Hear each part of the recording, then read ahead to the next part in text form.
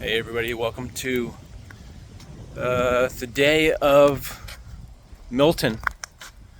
Out walking the dog today. Unfortunately, when it's storming, you can't just let your dog pee in the house. But there's really not much going on except for a little bit of wind today and some rain this morning. The worst thing is the mental game, the waiting game. They changed the times from like 12 in the morning, 12 at night, 12 a.m. that it's supposed to hit landfall and then continue from there. But usually what you see is increased winds and increased rain ahead of the storm because it's so big. I'm over at the RP Funding Center again because all the parks are closed basically for the storm. So yeah, the anxiety of waiting for the storm, and I'm planning on being asleep at 12 o'clock at night.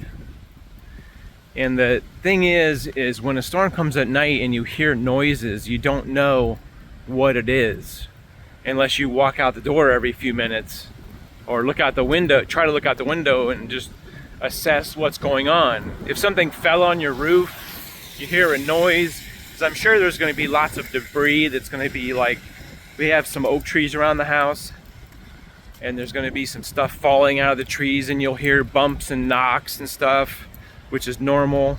Just maybe little bits of trees or something falling out of the trees. And hopefully not anything like wood or metal or anything from neighbors' yards. We're spending the morning basically picking up yard debris and all that stuff that may blow over, like tables and chairs and stuff like that on the patio. And like I said, the waiting game is just sitting here and there's nothing you can do. You just sit and you just wait. And like I said, being nighttime when the storm comes, you're basically just listening to stuff being blown around and or heavy rains. And it's just scary. For some reason, the last couple of storms I remember, they were toward the nighttime, evening time. And it's like you can't walk outside and see, is there any damage to the house or anything, you know what I mean? You can, but you don't want to. Because number one, you get wet. Number two, you're afraid of like wind blowing stuff and getting hit by winds. You could probably hear the winds kicking up in the microphones right now. Saw the neighbors boarding up next to us. We did not board up. I honestly don't know how to do that.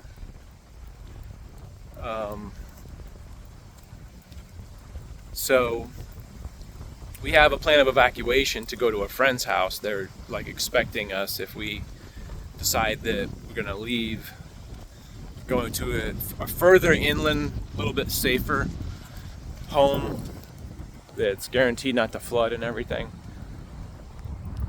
So this right here is the RP Funding Center, and then there's a hotel right there, and a hotel right there. And I can see lots of cars in the hotel for people who evacuated the Tampa Bay area, which is west toward the coast of Florida. We're east in Lakeland from Tampa, about 20 to 30 miles from that area. So the hope is that the storm will die down as we start, as the storm hits the shore, starts losing speed as it hits land, because my understanding is that when the storm's in the water or over the water, the warm air in the warm water helped propel it higher and higher categories of storms. And so as it hits land, it loses speed, generally speaking. You can never be sure exactly what's going to happen. That's the unsettling part of the whole thing, is that wind kicking up there. You can probably hear that. The thing that is unsettling is you don't know. Is it going to be 100-mile-an-hour winds? Are it going to be 70-mile-an-hour winds? Maybe 50 gusting? That's what you hope. Usually when you hear it's going to be winds up to 70 miles an hour, that's gusting. Gusting means the highest speed of the wind. And you could experience long bouts of 20 to 25 to 30 mile an hour winds. So it's just like a big unknown factor. I don't see, besides these cars at the hotel, I don't see any cars at the RP Funding Center. I saw some that were parked actually under, there's an overhang, and some of the employees or whatever, I guess, that are working here, parked under an overhang so as not to get hit by anything. So, yeah, like the main thing right now is to walk your dog and just sort of breathe and realize that there's nothing you can do to stop a hurricane. You just have to sort of get through it, and hopefully with no damage. But like I said, just, trying to not think about it really. Just watching TV and not watching the weather. Just maybe every couple hours I'll flip on the weather and just to see what the current thing is. So there's another person walking their dog. You gotta walk your dog. You can't let him pee in the house. He's looking at Harden, my dog. So that's the last minute deal. You can see the sky is all cloudy and some winds kicking up.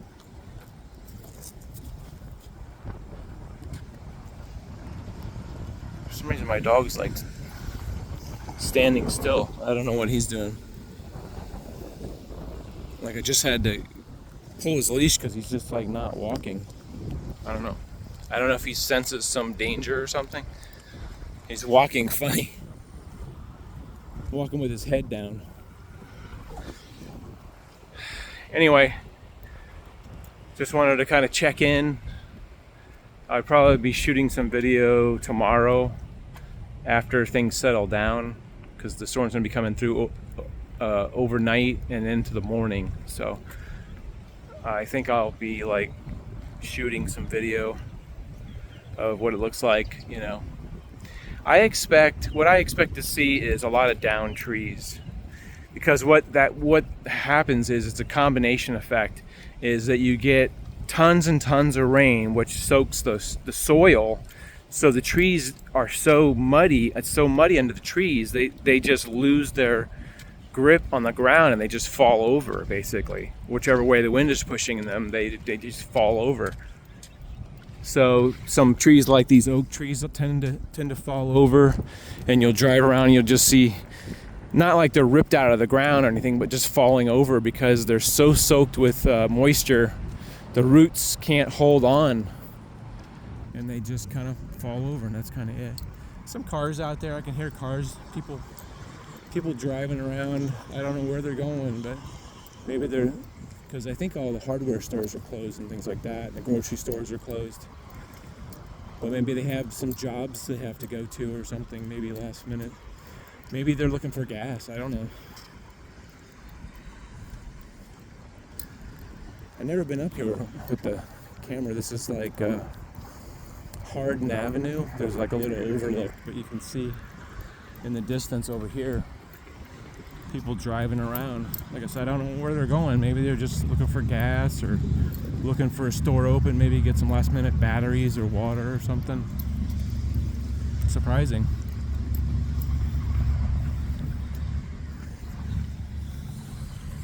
Oh, I never noticed this.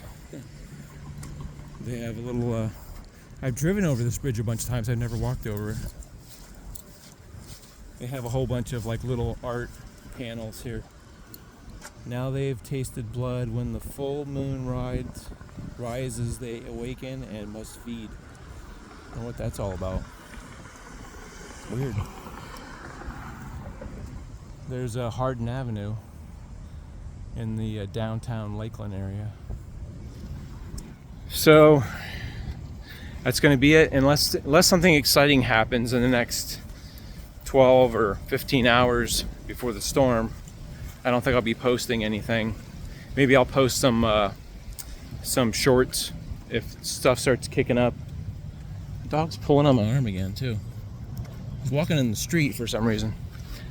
All right, we'll see you guys later. Best of luck if you're in Florida in the path of the hurricane. Stay safe, and I'll see you in the next video.